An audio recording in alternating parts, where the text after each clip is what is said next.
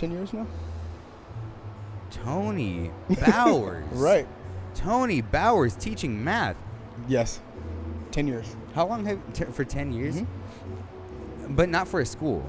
Yeah. Well, really? So I haven't been in the public school education. That's not a thing for me. A lot of it has been charter school and private school. So are you against that, like? No. I mean, I'm not against necessarily public schooling. Yeah. What I'm against is kind of the bureaucracy of public school, if that makes any sense. You know? What?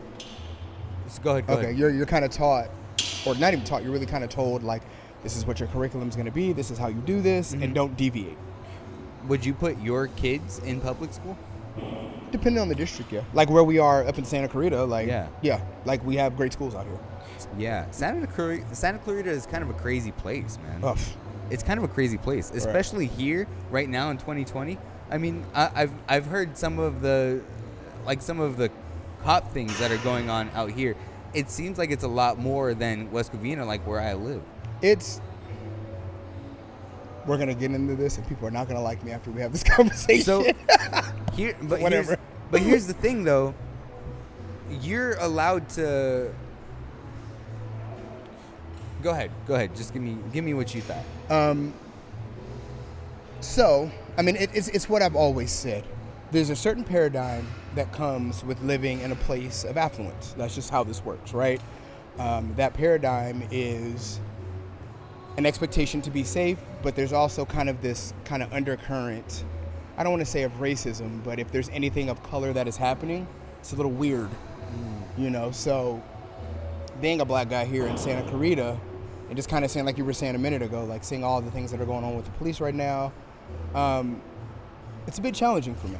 But mind you, a black man in Santa Clarita. Yeah, and there aren't very many of us out here, so. Does that, I mean, clearly it makes a difference, but how does that make a difference? Well, so this is what you have to understand. From what I've understood, you know, you have Santa Clarita as a whole. Yeah. Me and my wife are in the Newhall area, so that Newhall is predominantly Latino. So it's a little bit easier for us because, you know, black folks, Latino folks, we get along great. We don't have any issues. We kind of come from the same stock. Like, it just is what it is on that end. When you kind of move outside of the Newhall area, like I said, there's this idea of elitism. Yeah. If you want to think about it that way, that kind of happens. And someone for me, or someone like me, I should say, like, why? It's just not necessarily, like I said, you got to protect yourself. You know, yes, we need, you know, our law enforcement. I'm not taking that away. But the other side of it is, like, I need everybody to relax on all of this going on right now. Because it's too much. I'll just say it that way. It's too much. Yeah, I mean, at some point, I don't know how else to put it. Like, it got bigger than it should have gotten. And the exposure for what's really going on in law enforcement, it's so much more intense than anybody would have even thought. Well, it's because now it can be shown. You know. But that's what I'm saying. Yeah. Like, we didn't even know. Right. I personally, and not to sound like ignorant or anything like that, but I truly did not know that racism in PD was as prevalent as it is right now. Oh, I definitely did. I had no idea. Oh yeah, man, I've been pulled over by cops, put in the back of a car. Really? Oh yeah, arrested for things that I haven't done. Like, yeah, wow. Like literally got cuffed, put in the back of a car, just so someone could like run my registration and take my license and find out everything was valid. Then you're let go like nothing is wrong, and everybody just keeps pressing on. I've had that happen, I mean, 5-6 times, I want to say. Ladies and gentlemen, for those of you who do not know, Tony Bowers is one of the nicest men on the planet. Oh, thank you. I appreciate that. That doesn't make any sense. Well, dude. but once again, it goes back to this idea of elitism. And I mean, like I said, the undercurrent of it really is racism. This idea of you're a black man because you are black. I don't know anything about you, but just based upon the color or the tone of your skin, you are a threat to me. And so because you are a threat, I will subdue you. And most black folks, not a threat, yeah. No, we're just trying to live our lives. We're trying to have kids, have a family, become great in life, do all these amazing, great things to help our culture and help everyone become better. And you just see us as, a threat. It's crazy. Yeah, it is pretty crazy. I mean, I don't know what it is or why people think that, I mean, black people in general are more aggressive, or I don't know. I don't know what people think or what it is. I mean, is it like the stereotype of athleticism that? I mean, what's the factor? I mean, I always tell people this. I hate to pull this card, but it literally is a slavery card. I hate pulling that card. But I mean, even if you take this all the way back, like I said, we got, for black folks, 400 years of oppression. Yeah. Either actually being like truly in slavery, and you go through Jim Crow and redlining and, you know, all these different kind of things. Well, you know, if you build a stereotype up for 400 years about what a person is, eventually it becomes fact to most people. And it may not be true, but because they've heard said fake thing so many times, it becomes true. Like, good example, like look at our, you know, our current, you know, government now. There's so many things that have been said so many times that people think it's truth when it's not. You know, regardless of, you know, whatever your political affiliation is, that's not what I'm talking about. I'm talking about the fact, good example, we all know COVID is a real thing now. Yeah. For a good 45 days, people currently said, COVID's not a big deal. We'll be fine. Don't worry about it. Just keep living your life. And now look what happened. We got hundreds of thousands of people dying. We got people in hospitals on ventilators and all this crazy stuff. How about it seems like we're the only country right now that's still really going through it? Well, it's because we knew, matter of fact, I won't even say 30 days, you know, because a lot of the stuff that went out was 30 days in. Yeah. You know, we found out February, like, oh, there's this new bug that's out there. But I think it started happening, and I think a lot of people would agree with me, December, January is when it really started happening. That's true. So if you think about it, we had 90 days of no process of trying to stop and or figure this thing out. Compared to other countries, like Korea, who said, oh, what the hell is this? Get on it now, and barely have any cases. That's crazy. You know what I mean? So that 90-day window, I think, is really what did it. It really put us in a place where it's difficult to kind of rein it in now. I think another part of it is like the fact that we are so free in America. We are so free. Right. We have so much freedom that we have like white parent freedom.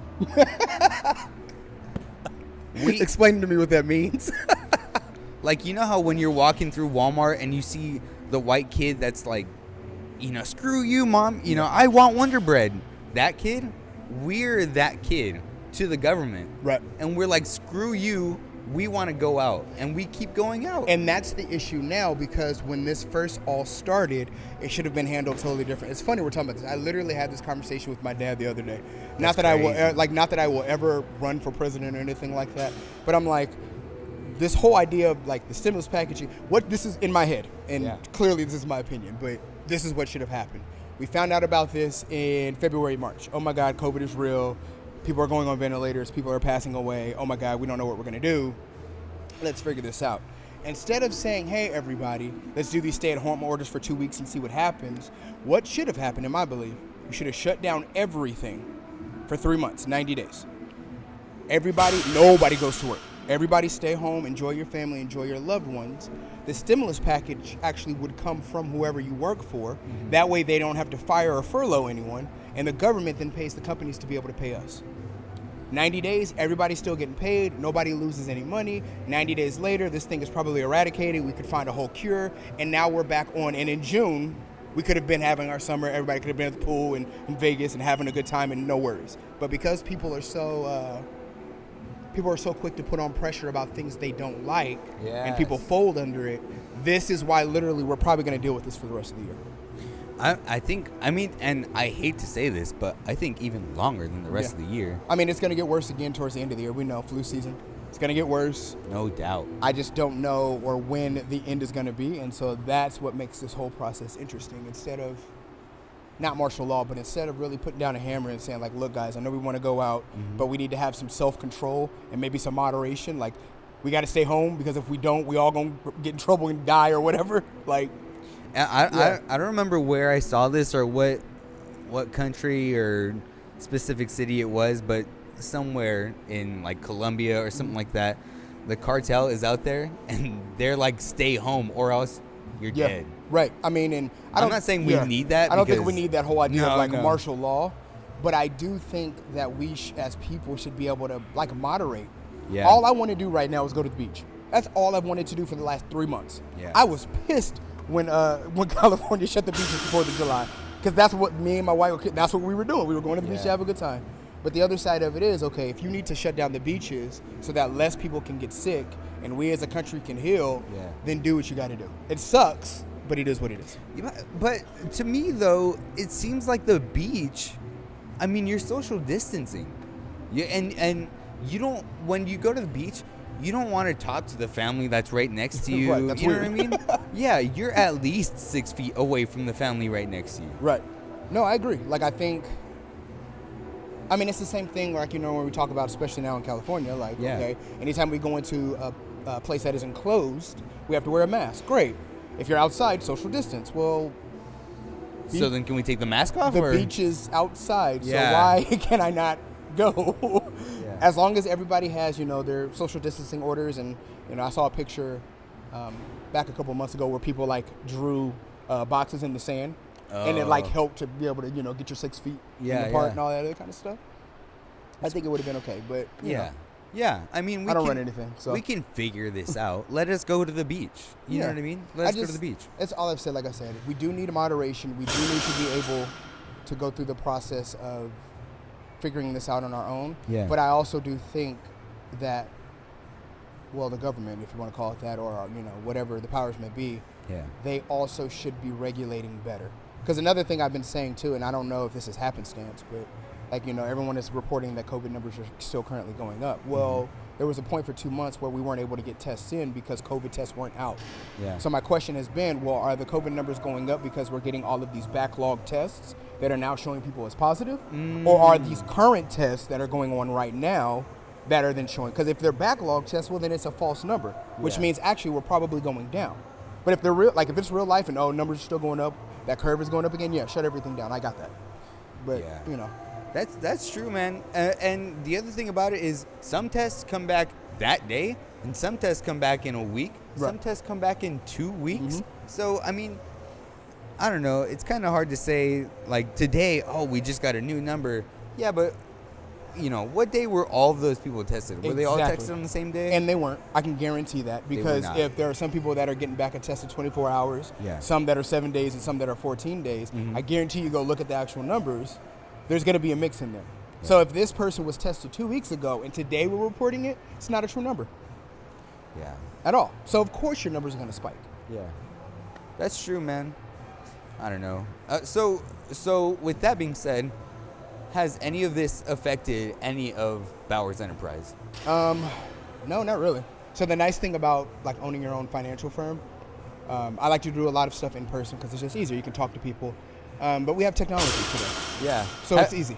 Have you been doing lots of Zoom? Oh, that's all I've been doing. Zoom meetings, and I use a lot of Google Meet too, because for some reason people like that. But yeah, Google meetings, Zooms, get on, talk to your client 30, 45 minutes, just figure out what's going on. You're still able to help them because you can do literally everything online.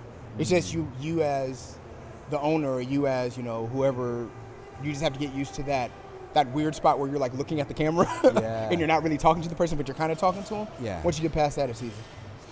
So for those who don't know, do me a favor and explain what Bowers Enterprise is. Yeah, so Bowers Enterprises, we're a financial firm here in Los Angeles, founded back in 2012.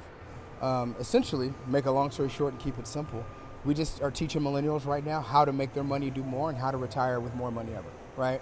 We've been teaching people, financial concepts and really giving them the tools they need so that, they're in their best financial position. So we've been out here, like I said, just kind of helping and really making sure people are getting what they need. You know what's crazy? Of all of the people that I know that have their own businesses, I mean, I don't even know how else to put this. I mean, okay, let me just say right now, for those of you who are going to say I'm racist or whatever, I have a black grandpa, so get out of my face. Right. And this is a nice thing that I'm saying. Of all of the people that I know that start their own businesses, people that are black that start their own businesses are all about helping people. Oh, yeah. 100%. It's I just realized that right now. My good friend Jemiah Hargens, he's had a couple of different business ideas, but the one that he's currently working on is called Crop Swap LA, and I mean you can find him on Instagram at Crop Swap LA. Anyways, what he does is he's trying to start like your own garden in your front yard. Right. You know what I mean? So that everybody can have their own homegrown food. Yeah, sustainability. Yes. Yeah. Especially during this time. And during all of COVID, you want to know what Jemiah is doing? He wasn't staying home. He wasn't quarantining. He was being safe about what he was doing, but he wasn't like not doing anything. He was going out and giving food to homeless people. He was giving food, and it's all healthy, organic food that's grown in his yard. Right. And anyways, I was just noticing that of all the people that I know that have their own businesses, black people have businesses that help others. And Well, that's awesome. I think it's ingrained kind of into who we are as a culture. Mm. Like, if I'm just being 100% honest, because you said that, and it's making me kind of think. I'm like, yeah. It's in the bloodline. I'm like, all of my black friends that own businesses, none of them are in it just for pure profit. Like, granted, we want to. Like, if we're business owners, we got to make money. That's the whole point of being a business owner. Yeah, you don't But start a business to fail. lose money. Like, that's yeah. stupid. But you can start a business to help people, and then by helping people, you're able to make the money that you want to make. So, I mean, that's a pretty interesting concept. Like, it's true. I got a lot of black business owner friends, and all of them in one way or another are in an industry that helps to take someone else kind of to their next level. Yeah. That's true. I never thought about that. That's awesome, man. Yeah, that's good. awesome. So, other than that, so Tony Bowers Enterprise, math teacher, Yes. purple belt in jiu-jitsu. Yes. How long have you been doing jiu-jitsu? God. What, like 8 years now? 8 or 9 years? I always forget because I had to take a hiatus because I got hurt. Yeah. Then I came back. So total, I think it's like 9 years, but on the mat, maybe 5, 6. Crazy. Yeah. That's crazy. And before that, how long did you wrestle? Wrestled 4 years in high school. Did a little bit of wrestling in college, but nothing like with a team or anything like that. Just kind of for sport for fun. Also, not to mention, I don't know if you're ranked, but solid judokan. Yeah. Solid judokan. That's what people tell me. I'm like, okay, cool. Are you ranked? Nah. No? Nah. Have you ever gone to a judo school? Yeah, for about 6 months. Really? I went in, did a lot of fun stuff, learned a lot. Yeah.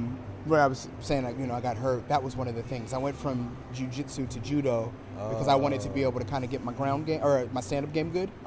And then I ended up blowing out my knee, and so I kind of had to walk away from it for a bit. And like I said, I'm now back in jiu-jitsu. My goal will be to go back to judo eventually. A lot of fun, though. A lot of fun. Loved it. Really? Yeah, loved it. Anything that deals with, like, the manipulation of the body and or... I don't know. I really like to think of judo and jiu-jitsu kind of as a chess match, if we're being honest. Anything that helps my brain to be able to think 2 or 3 moves ahead, I absolutely love. I agree, man. I mean, I'm not. I can't say that I'm like good at jiu-jitsu or anything like that. Yeah, you're pretty good. Thank you, man. I know you're being humble, but you're pretty good, dude.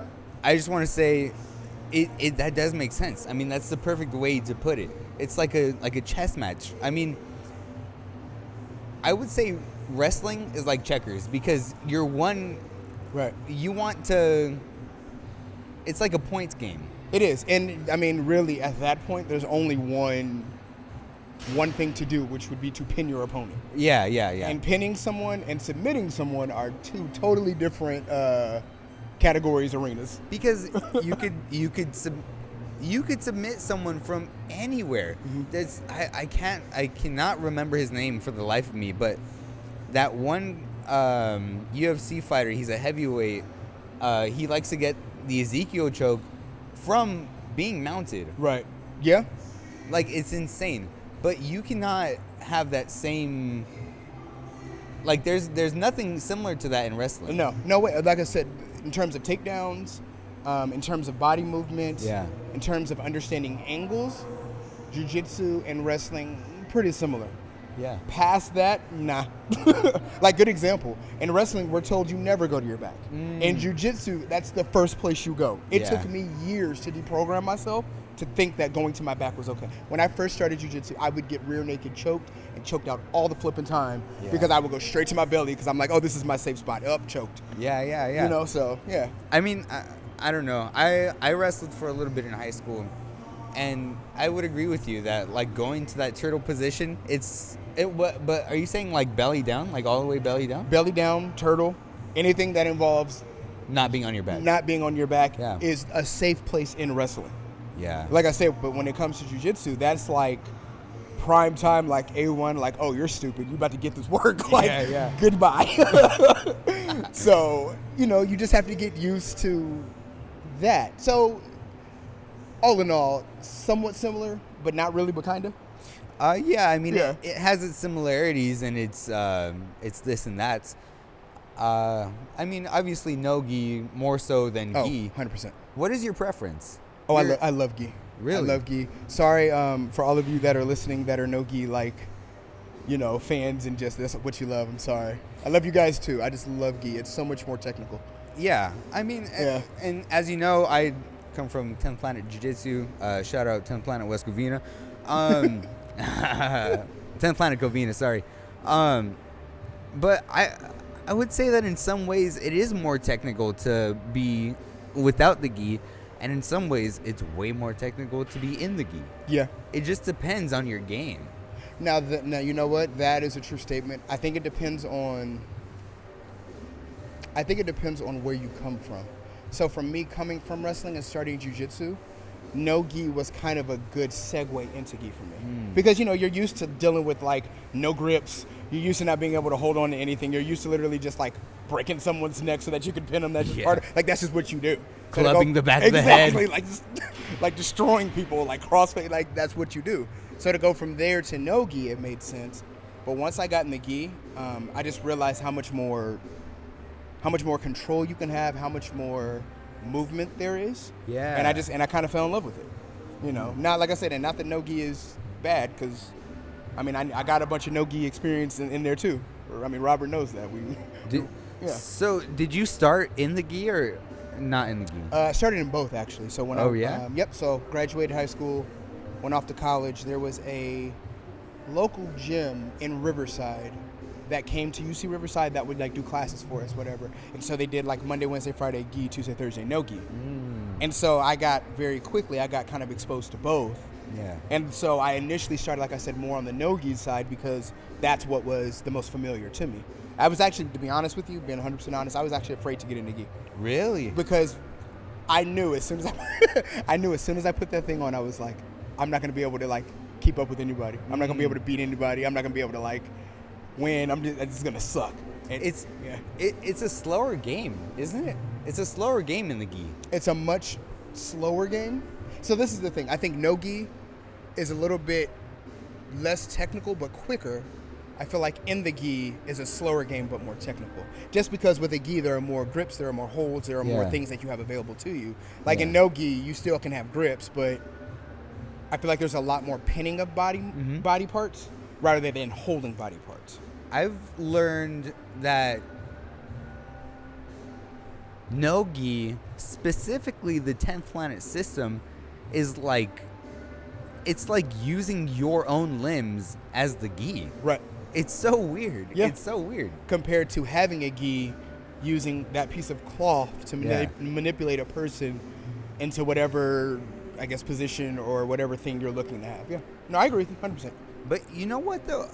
To be completely honest, it does feel like in the gi, it feels like when I go back and train with the 10th Planet guys, with the no gi guys, I feel like I don't know any jiu-jitsu.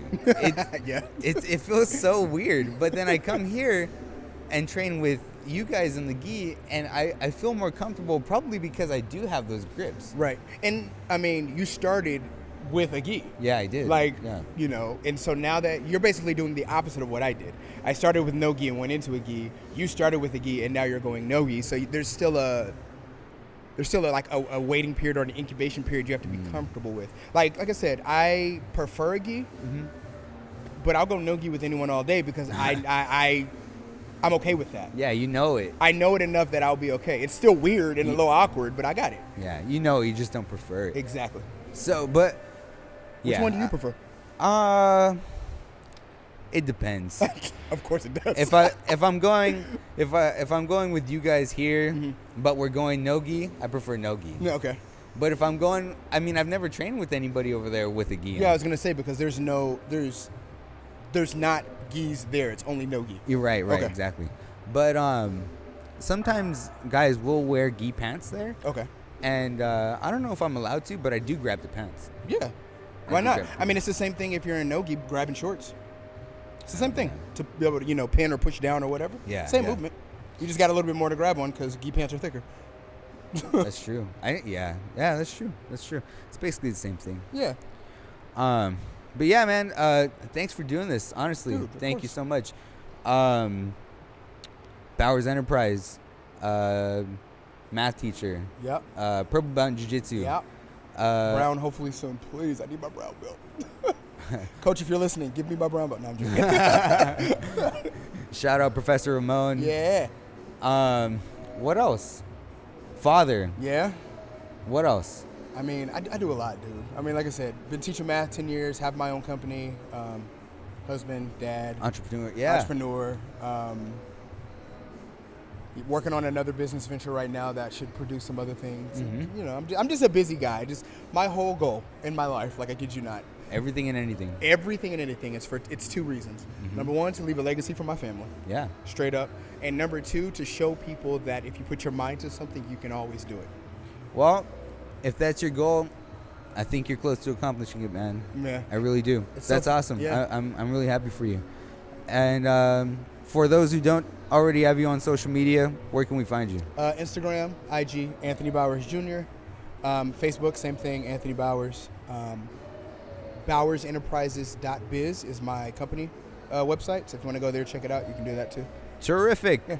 Thank you so much. Of course, man. Let's get It's out of good. here. Thank you. Appreciate Let's it. get out of here. Hey, good rolls today, man. Yeah. Good rolls. All right. Thank you.